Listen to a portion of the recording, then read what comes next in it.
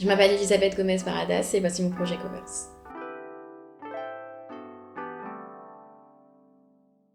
J'ai grandi dans la banlieue sud de Paris, à Malakoff, mais aussi à Stalingrad. J'ai été élevée par des parents qui ont immigré en France il y a plus de 30 ans pour offrir une meilleure qualité de vie à leurs enfants. Quand j'étais plus jeune, j'avais pour habitude de regarder pas mal de chaînes musicales. C'était des chaînes en fait, sur lesquelles passaient à longueur de journée des clips de R&B, de pop stars de l'époque. J'ai toujours été passionnée de culture mainstream, mais aussi de culture populaire qui revient en fait assez fréquemment dans mon travail plastique. Ça m'a énormément inspirée, donc vestimentairement parlant. J'ai toujours aimé tout ce qui était très clinquant, très brillant, très bling bling, tout ça. Et c'est vraiment quelque chose qui était très présent en tout cas à l'époque des années 2000. Covers, c'est un travail donc constitué de 11 séries, donc de 11 célébrités, donc fausses stars.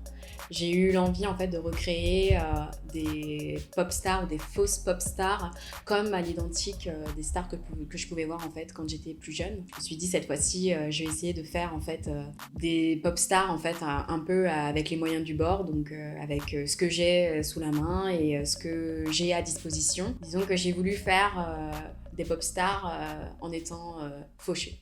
Pour ce projet, j'ai fait appel à plusieurs personnes. J'ai fait d'abord appel à des personnes donc de mon entourage.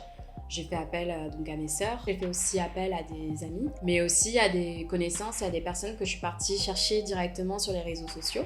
Donc en général, je faisais une petite recherche en fonction des profils qui étaient autour de moi, qui étaient à Rennes, parce que je suis à Rennes. Et à partir de là, je leur envoyais des DM en leur demandant s'ils étaient partants, en tout cas, de vouloir participer à mon projet. J'avais vraiment l'envie qu'ils puissent se dire, durant cette séance photo-là, c'était un moyen pour eux d'échapper donc, à leur vie de tous les jours et de se dire, là, j'ai la possibilité donc d'incarner cette superstar ou cet alter ego que j'ai toujours rêvé d'être, mais que je n'ai jamais eu la possibilité d'incarner. Je travaille essentiellement avec une économie de moyens. J'ai l'habitude de travailler avec le minimum d'argent possible. Donc je vais chercher mes accessoires dans des magasins comme Nose, Guérissol, Secours Populaire, Action et d'autres magasins dans le même style. J'essaye de redonner une nouvelle fonction donc au chip, une nouvelle dimension, et de créer un faux semblant de précieux et de luxe avec simplement des choses qui m'ont coûté quelques euros. Pour moi, il était vraiment très important en fait de mettre un maximum en avant les modèles que j'avais pour habitude de voir à la télévision, mais surtout de mettre en avant en fait des sous-cultures ou des subcultures avec lesquelles j'ai grandi et qui m'ont forgé et qui m'ont permis en fait d'évoluer et de créer en tout cas ma personnalité et aussi mon identité visuelle. Ma première publication s'est faite donc dans le magazine Curated by Girls. Grâce à ça, j'ai eu donc d'autres publications. Puis ensuite, j'ai eu l'occasion de participer donc au festival des rencontres de la photographie d'Arles, où j'ai présenté donc au grand public pour la première fois mon travail plastique. Et ensuite, à l'issue de ça, j'ai eu l'occasion donc de présenter mon travail à un autre festival intitulé Circulation. J'ai réussi donc aussi à avoir une exposition dans le métro. Et ça m'a permis vraiment, on va dire, de réussir à prendre, on va dire, le chemin original d'une campagne promotionnelle pour une superstar.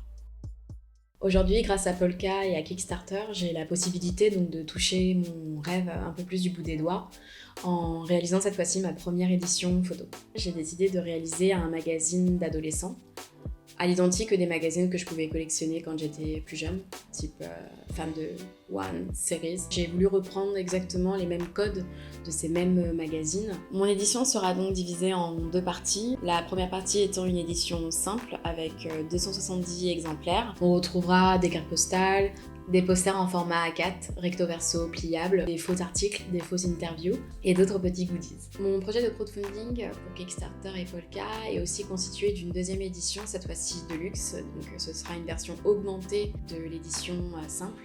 Cette fois-ci, ce sera une édition en couverture rigide. Il y aura aussi des interviews, des rubriques, des horoscopes, des goodies, des posters et des cartes postales. Cette campagne de crowdfunding, l'argent réuni me servira dans un premier temps donc à financer la graphiste Siad Aminou avec laquelle je vais travailler donc sur ce projet, à financer aussi toutes les contreparties que j'ai mis à disposition sur ma page, tous les frais liés donc à la production des différentes contreparties que j'ai mis à disposition. Et dans un dernier temps, la campagne me servira aussi à financer tous les frais de port liés à l'envoi des éditions et des goodies.